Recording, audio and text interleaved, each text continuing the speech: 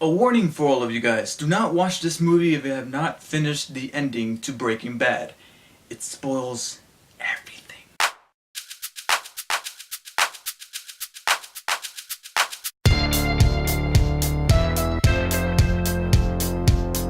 Hey everyone, Divi here with a movie review. I've not done one of these in a cool minute. I swear to myself I would never say that. But anyways, here I am to review Need for Speed. Another movie based on a video game, so this has got to be amazing, right? Now I'm not going to be close-minded, I'm actually going to be the opposite, open-minded to the possibility of one day having a good video game adaptation. As long as the proper talent is behind it, I think that they have the makings of, they have the potential to make a really good video game movie, because there's plenty of video games out there that they're built to make movies out of, and the one that everybody keeps thinking about is Uncharted, and we're still waiting for that movie. It keeps going through all these different directors and stars and everything. Hopefully one day somebody, whether it be the actors or the producers or the writers or the director, will do it justice. But for now we have to settle with Need for Speed, which stars Breaking Bad star Aaron Paul and Dominic Cooper, and it centers around this guy named Toby Marshall, who, due to a tragedy, not only gets sent to prison but also creates an arch nemesis in the form of Dino something, I can't even remember his last name, played by Dominic Cooper, and it is up to him to enter this infamous race, this rather illegal race called the De Leon. I think that's what it was called. I don't even know. Did they even at some point in the movie kind of write it somewhere so that we can properly pronounce it? But anyways, this race created by this mogul of some kind played by Michael Keaton, and in that way not only does he get money to bring back his old repair shop, but also get revenge on Dominic Cooper's character after this tragedy. Anyways, to a certain extent, the plot almost doesn't matter because it's kind of TV quality. It's the typical fare that you have your hero go up against this villain because something tragic happened, and along with that you have to take in the whole the whole save the rec center kind of subplot, with him trying to keep his repair shop from closing because he's not paying his loans, while at the same time trying to get the girl. You know, it's the typical things that you've always seen in these kinds of movies, particularly the Fast and the Furious movies, which I can definitely see this movie getting compared to. But that the Fast and the Furious franchise has started off with just being about the cars, being about the racing and the adrenaline rush, and having these characters rely on one another, while at the same time one of them is kind of in charge of taking the other out, which of course a lot of people will criticize to be a rip-off of Point Break. But anyways, that's besides the point right now. It was a pure adrenaline rush, but as the series went on, as almost anybody will concur, they became superheroes and they started doing all this ridiculous things that just didn't make any sense whatsoever. This movie is literally the Fast and the Furious franchise compacted into a 2+ hour movie. I'm not even kidding. Because this movie starts off rather strong. You got some okay build up to your characters and to the main synopsis of the movie, and it does a good job at making the characters likable. Because if there was one thing about this movie that I did like, or at least one of the things, is that these characters are actually kind of likable. They're not total douchebags, they're not completely stupid, even though they do some things where it's kind of difficult to back them up, and you're kind of torn because on the one hand they're likable characters that I didn't hate per se, but on the other hand you're doing some really stupid things out on the street, to the point where the movie makes the cops look like bad guys, but you know that in real life you're like, yeah, arrest your ass. You're doing reckless things, putting innocent lives that are not your own, none of the supporting characters, but just random lives that were just going about their day, in jeopardy because of your stupid stunts. But anyways, you get a good sense of what the characters are all about, whether it be your heroes or your villains, and you start off with some rather neat action sequences, particularly the first two chase sequences.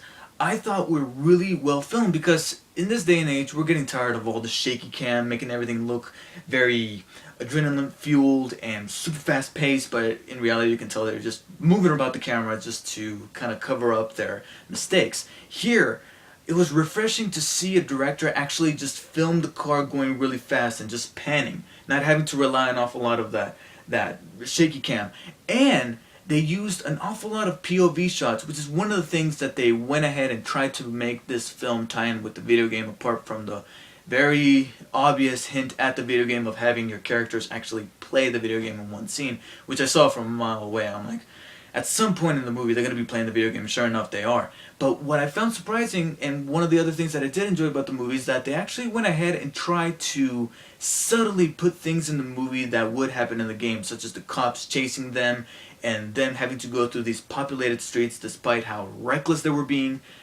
There were things taken straight out of the video game, but they didn't feel so forced in there like a certain director likes to do with a particular franchise involving zombies and viruses and corporations. And one of those things that helped were those POV shots where the camera is literally from Aaron Paul's point of view, and it's just panning to the left, panning to the right, as if he was in the driver's seat, and you see all those cars coming towards Aaron Paul's character in the first person perspective, and I'm like, that's actually pretty cool. But I'm not even kidding. As the movie goes along, during its running time, it gets sillier and sillier to the point of unbelievability. And I'm not gonna lie, there were certain points that, even though they were unbelievable and over the top, I kind of went along with them because I was actually having a little bit of fun. But then there were others where I was just like, oh, come on. Not just in the action sequences, but also in some of the supporting characters. There's an old ex-girlfriend of Toby's who I was so glad didn't get enough screen time, because not only was the actress somewhat atrocious, but I was hoping to God they wouldn't do the whole, the ex-girlfriend is now with the douchebag villain, but when the good guy wins in the end, she's gonna go with him. I'm like, please, we've seen that 1,000 times before. And fortunately, they didn't, and instead, they paired up Aaron Paul with this actress whose name completely escapes me, but she was actually rather good, which is another thing that I actually kind of liked about the movie, is that some of these actors are genuinely trying, despite how stupid and silly this movie is. Some of these actors try their best to actually sell their characters, and some of those are, of course, Aaron Paul. And even though he's trying his best to just be this character, I'm not gonna lie, there were times where he was either playing himself, because I've watched Aaron Paul in some interviews and he was just playing himself. And then there were other points where, as hard as I tried, I could not see anything else except Jesse Pinkman. Especially when the tragic thing happens early on in the movie and he looks all distraught about it.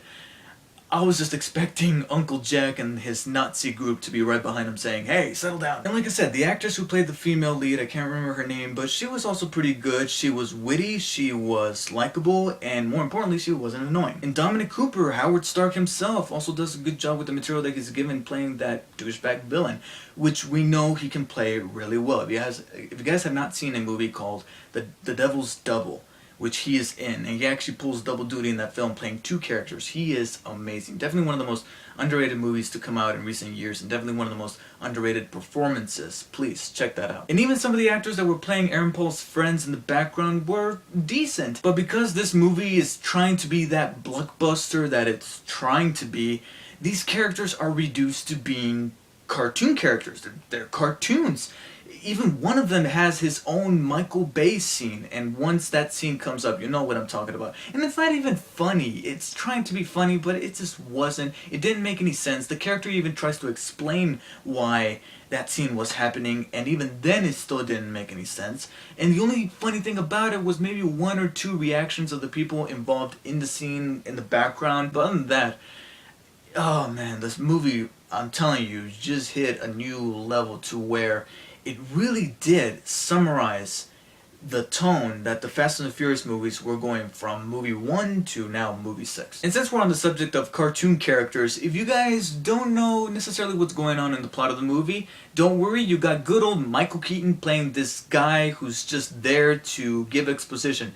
Which is funny because Michael Keaton is playing the exact same kind of character that Samuel L. Jackson was doing in RoboCop, which Michael Keaton co-starred with. So I figured like they had some sort of deal where 1 month one particular actor would play that character, and now the next month the other actor plays that same kind of character, and then so on and so forth. And if you couldn't already guess it by now, the rest of the plot is also kind of ridiculous and nonsensical. There's some things that I'm like, I'm not even sure that would happen at all, and I just can't.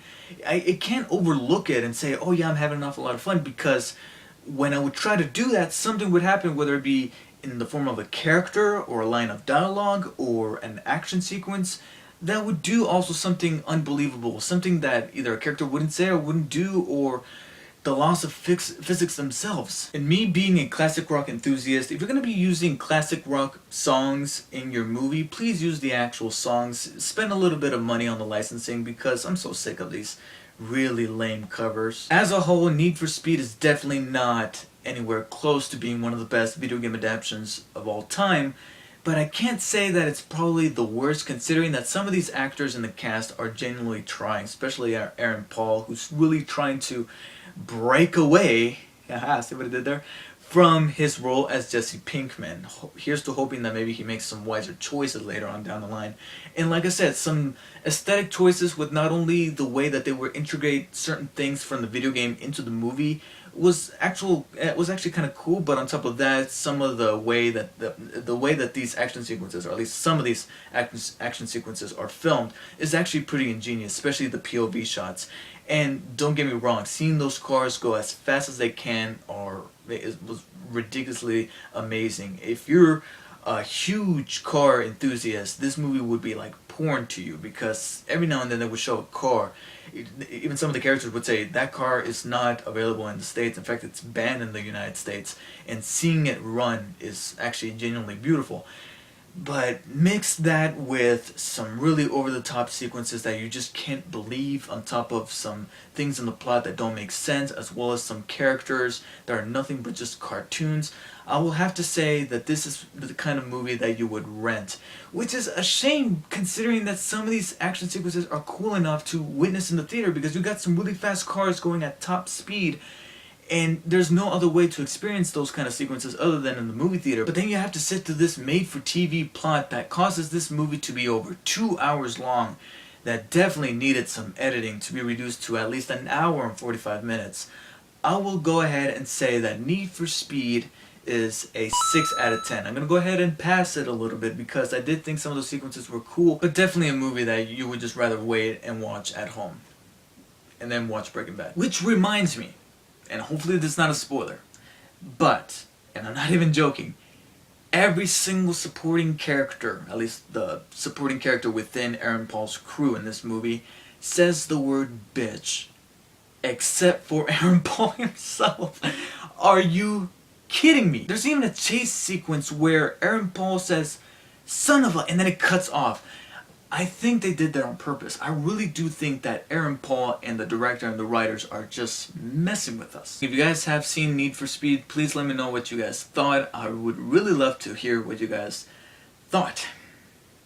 But this is definitely not one of the strongest movies of the year so far. Thank you guys for watching, and I'll see you guys next time.